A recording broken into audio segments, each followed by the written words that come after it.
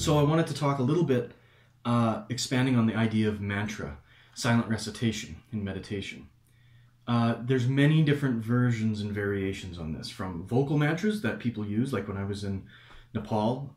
There's a lot of people that use Tibetan mantras, like the Om Mani Padme Hum, that kind of thing, and so on and so forth. In some Zen practices, they use counting as a mantra. They do it silently, but they count like backwards from 10, or they count their breaths and things like that. And the one I wanted to pass on to make sure that I've talked about it in this particular stream of videos is a particular type of breath control. And it's a ratio breath control, and it's really good for removing yourself, how do I put this? Removing yourself from the physicality of your body, okay? So it really allows you to turn inwards, and it oxygenates the body and the blood very, very well, which helps with kind of a almost euphoric feeling, which sort of like spurs you on to continue meditating.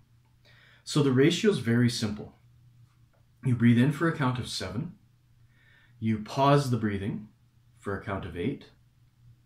You breathe out for a count of 4.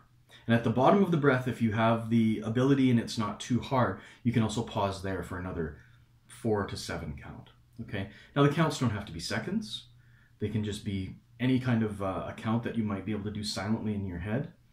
And if you do this, the holding in of the breath, the pause at the top of the breath, when the lungs are expanded, it allows the lungs to work a little bit longer on that particular breath and extract more oxygen.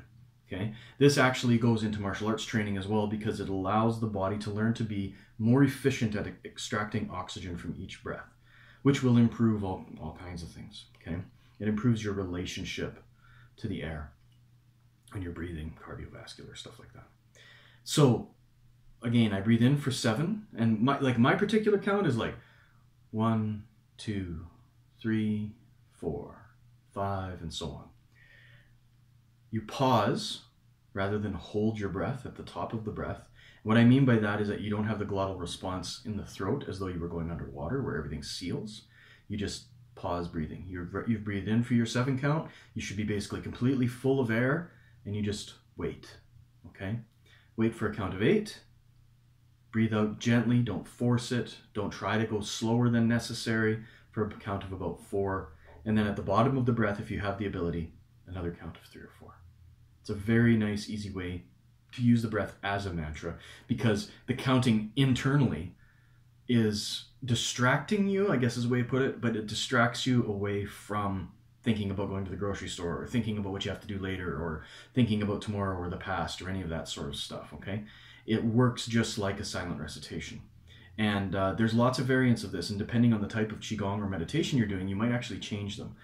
I recommend, though, that you stick with one, at least for a long period of time, before changing up to other things, just because practice makes perfect. If you keep changing what your mantra is, your silent recitation, be it this counting and breathing thing, or a 2-syllable word thing, you keep changing it, you're confusing your mind.